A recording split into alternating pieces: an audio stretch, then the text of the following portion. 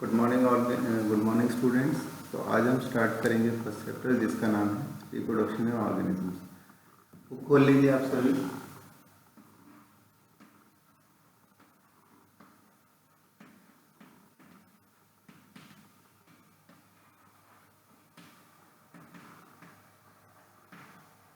सबसे पहले तो हम ये स्टडी करेंगे इस चैप्टर में कि रिप्रोडक्शन क्या होता है और ये क्यों जरूरी है। रिप्रोडक्शन इस शब्द का मतलब ही ये होता है कि टू प्रोड्यूस अगेन, रिप्रोडक्शन। इसका मतलब हुआ टू प्रोड्यूस अगेन। और क्यों जरूरी होता है? क्योंकि फॉर कंटिन्यूटी ऑफ स्पीशीज, एक स्पीशीज कंटिन्यू रहे, यानी कि वो इस पृथ्वी पर हमेशा हमेशा के लिए रहे।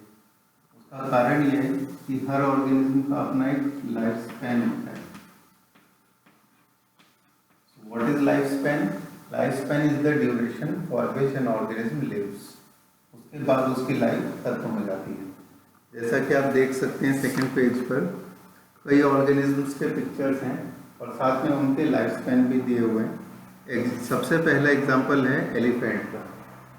एलिफेंट की लाइफ स्पैन 56 से 70 इयर्स की होती है। इसी तरह से बाकी ऑर्गेनिजम्स का भी है, जैसे डॉग का है, रोज का है, बटरफ्लाई का है, क्रो का है। तो बाकी एग्जांपल्स आप सब खुद भी लिख सकते हैं। जैसे पैरट का तो दिया ही हुआ है कि 140 इयर्स है, क्रोकोडाइल का दिया हुआ है कि 60 इयर्स है, टॉर्टॉइस का दिया है। कुछ के आंसर मैं आपको बताता हूँ। जैसे एलिफेंट का है 56 टू 70 इयर्स, रोज का है 5 टू 7 इयर्स, डॉग का है 20 टू 50 इयर्स, बनाना ट्री का है 25 इयर्स, काउ का 20 टू 25 इयर्स, हॉर्स का 60 इयर्स, फ्रूट फ्लाई का 30 डेज, राइस प्लांट का 3 to 4 months and banyan tree का 200 इयर्स। ये सब मैं बोर्ड पर भी लिख देता हूँ ताकि आप नोट डाउन कर सकें।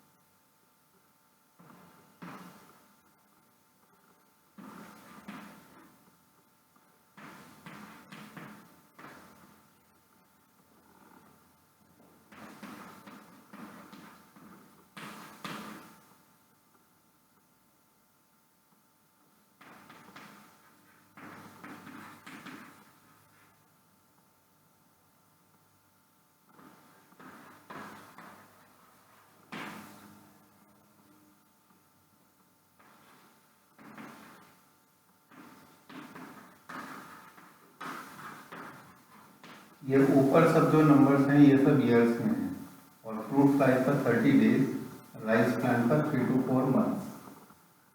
इसके बाद आता है बेनियन ट्री।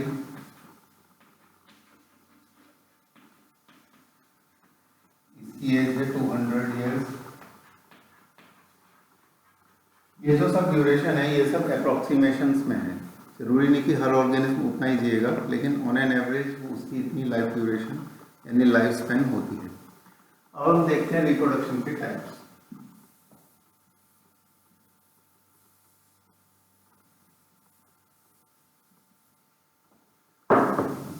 तो रिप्रोडक्शन के दो टाइप्स हैं और छोटी क्लासेस से हम पढ़ रहे हैं। पहला टाइप है एसेक्सुअल रिप्रोडक्शन और दूसरा टाइप है सेक्सुअल रिप्रोडक्शन।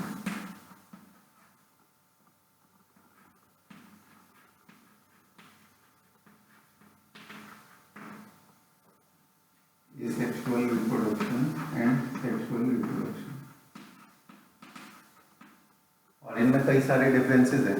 जैसे कि सबसे पहला और सबसे मेन डिफरेंस जो है वो ये है कि एसेक्सुअल रिप्रोडक्शन के अंदर हमें वन पेरेंट चाहिए होता है। इसका मतलब ये है कि ये यूनिपेरेंटल रिप्रोडक्शन और ये होता है बाई पेरेंटल, यानी कि इसमें दो पेरेंट्स चाहिए।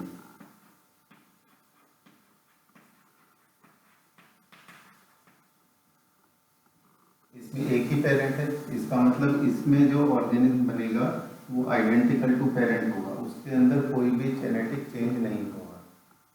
तो second point is organism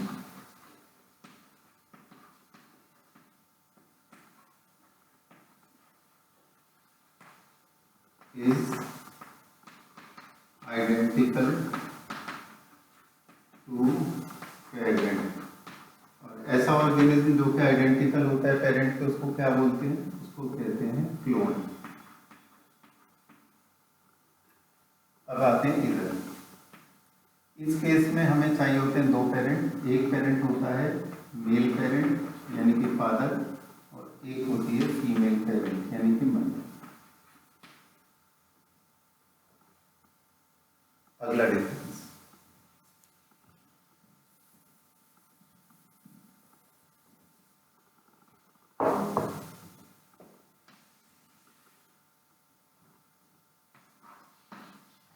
asexual reproduction के अंदर गैमीट फॉर्मेशन नहीं होता।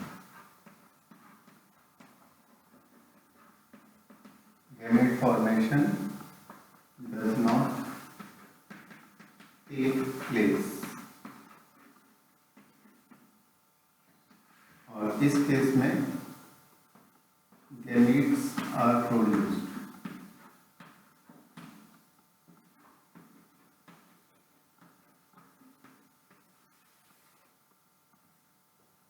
गैमीट्स प्रोड्यूस्ड होते हैं। अगला डिफरेंस, इस केस में गैमीट्स का फ्यूजन नहीं होता।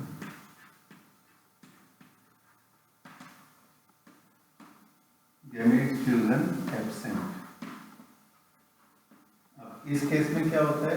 गैमीट्स फ्यूजन टेक्स प्लेस, जिसका दूसरा नाम हम लेते हैं फर्टिलाइजेशन।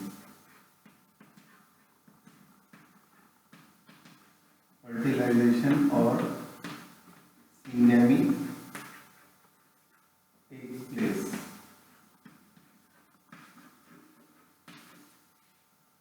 ठीक है, और इसके बाद हम मूव करते हैं आगे।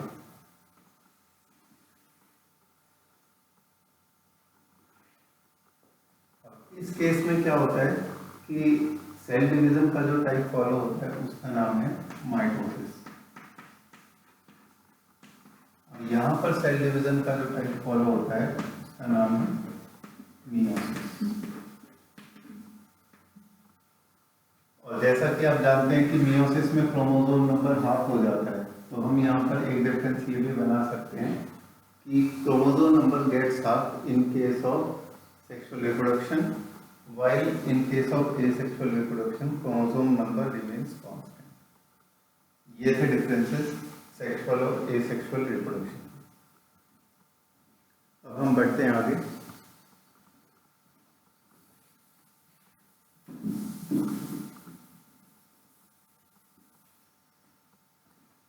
देखो, बुक में जो सबसे पहला चैप्टर है, इसमें पहला टॉपिक है, उसमें उसका नाम है एसेक्सुअल रिप्रोडक्शन। और एसेक्सुअल रिप्रोडक्शन में इसमें काफ़ी सारे टाइप्स दिए हैं। जैसे कि पहली फिगर 1.2 में ही इन्होंने जो एग्जांपल दिया है वो है बडिंग का। बडिंग यीस्ट में, बाइनरी फिशन अमीबा में, उनको हम एक एक करके study.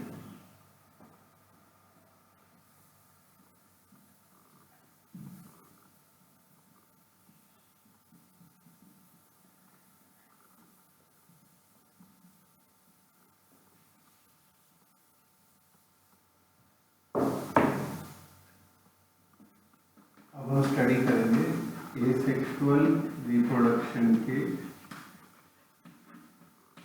Types along with examples. इस चैप्टर में सबसे इम्पोर्टेंट एग्जाम्पल्स हैं along with टाइप्स।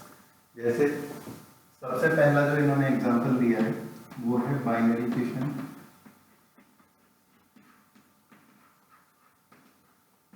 वैसे ये जरूरी नहीं कि हमेशा फिशन बाइनरी होगा, क्योंकि बाइनरी का मतलब होता है 2, और अगर पेरेंट सेल 2 सेल में डिवाइड होता है तब उसको बाइनरी डिवीजन कहते हैं। अब जैसा कि हम क्लास 10 में पढ़ के आए कि एक मल्टी न्यूक्लियर डिवीजन भी होता है जो अमीबा या फिर प्लाज्मोडियम में होता है। बाइनरी फिशन में parent cell divides into 2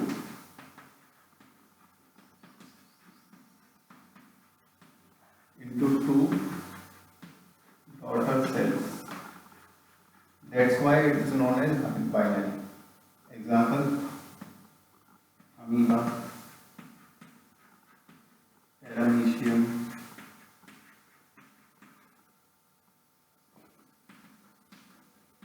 euglena.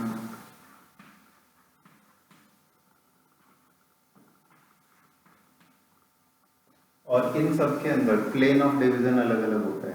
जैसे कि एक एग्जांपल लें कि अगर अमीबा का स्ट्रक्चर है तो अमीबा तो प्लियोमॉर्फिक होता है, यानी कि उसकी अलग अलग फॉर्म्स या शेप्स हो सकती हैं, तो उसमें किसी भी प्लेन में डिवीजन हो सकता है। लेकिन पैरामीशियम या यूग्लिना जैसे ऑर्गेनिज्म जिनकी एक पर्टिकुलर शेप होती है, उसमें बॉडी के अलग अलग प्लेन्स में डिवीजन होता है। जैसे यूग्लिना में डिवीजन होता है लॉन्गिट्यूडिनल, पैरामीशियम में होता है ट्रांसवर्स। बाइनरी फिशन के अलावा इस पेज पर एक और दिया है एग्जांपल, वो है बडिंग।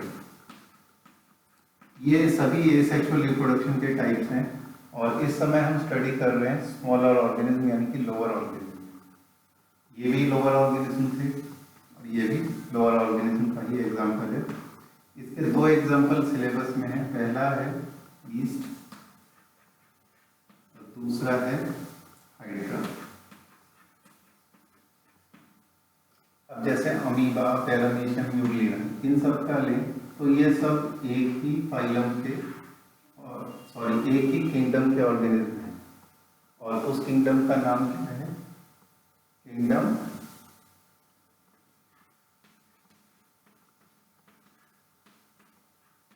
प्रोटिस्टा।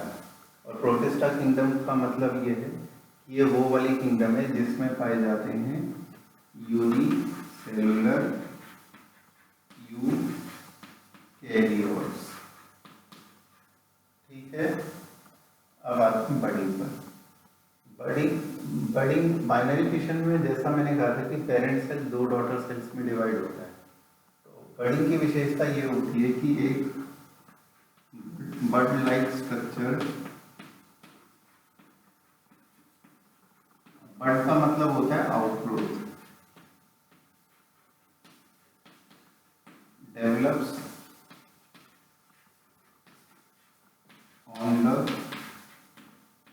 Parent cell. तो उसके बाद ये बड, जैसा कि डायग्राम बुक में भी दिया है, सपोज ये एक पेरेंट सेल है इसका, और इसमें आउटग्रोथ डेवलप हुई, और इसके बाद ये चेन्स में भी डेवलप हो सकती है एक के ऊपर एक, और कुछ समय के बाद क्या होता है कि ये बर्ड साइज में इंक्रीज होगी,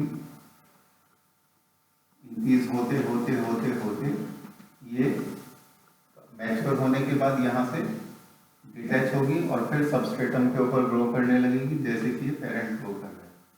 तो ये बडिंग का मैकेनिज्म है।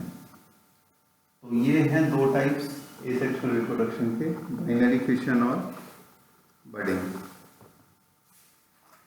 अब ये वाले जो ऑर्गेनिजम्स होते हैं, अब तुम देखो कि इन सब में बनने वाले जो नए सेल्स होते हैं जिनको डॉटर सेल्स या प्रोजेनी सेल्स या फिर ऑफस्प्रिंग्स भी कहते हैं, वो सब के सब पेरेंट के क्या होते हैं? क्लोन यानी कि आइडेंटिकल। इससे फायदा क्या होता है? इससे फायदा ये है कि रिप्रोडक्शन बहुत फास्ट होता है, यानी कि एक कम समय में बहुत सारे सेल्स जनरेट हो सकते हैं। लेकिन इसका एक नुकसान भी है। इसका नुकसान यह है कि देयर इज नो वेरिएशन, क्योंकि माइटोसिस के दौरान डीएनए में कोई चेंज नहीं होता, उसमें DNA as it is same to same रहता है, और वेरिएशन ना आने की वजह से उसमें फिर कोई इवोल्यूशन भी नहीं होगा। जो कि वेरिएशन की इवोल्यूशन के लिए रास्ता तैयार करता है। अब हम आते हैं नेक्स्ट पेज पर, सी फिगर 1.3, और यहाँ पर एसेक्सुअल रिप्रोडक्टिव स्ट्रक्चर्स के कई एग्जाम्पल्स दिए हैं। ये एग्जाम्पल नाम के साथ एग्जाम में आते हैं। जैसे देखो पहला डायग्राम, जू स्पोर्स ऑफ क्लेमाइडोमोनास, ये लिखा है। तो एग्जाम में किस तरह से आएगा कि क्लेमाइडोमोनास,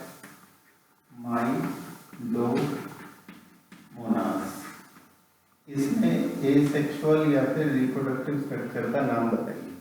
फिर वो ऐसा भी कर सकते हैं कि इसका जो रिप्रोडक्टिव स्ट्रक्चर है जू स्पोर, उसको वो सामने लिख देंगे और यहाँ पर फिल इन द ब्लैंक्स रहेगा। तो वाइस वर्सा दोनों तरह से हो सकता है। तो हमें ये याद रखना है क्लेमाइडोमोनास इस तरह से रिप्रोड्यूस करता है। अच्छा, क्लेमाइडोमोनास इसको बताने से पहले एक बार यहाँ देखते हैं, ईस्ट नाम का जो ऑर्गेनिज्म होता है ये कौन से ग्रुप का ऑर्गेनिज्म है, अगर कोई बता सकता है। ये होते हैं यूनिसेलुलर फंजाई, यानी कि किंगडम फंजाई का ऑर्गेनिज्म है। उसी तरह से हाइड्रा जो है ये किंगडम एनिमेलिया का ऑर्गेनिज्म है, लेकिन फाइलम का नाम है सिलेंट्रेटा।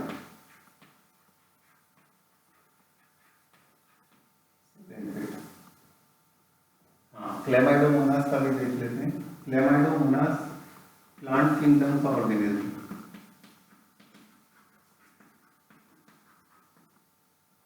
और टाइप ऑफ ऑर्गेनिज्म या फिर टाइप ऑफ प्लांट है ये एलियन। तो इसी तरह से यहाँ पर कई सारे और भी एग्जाम्पल्स दिए हैं फिगर 1.3।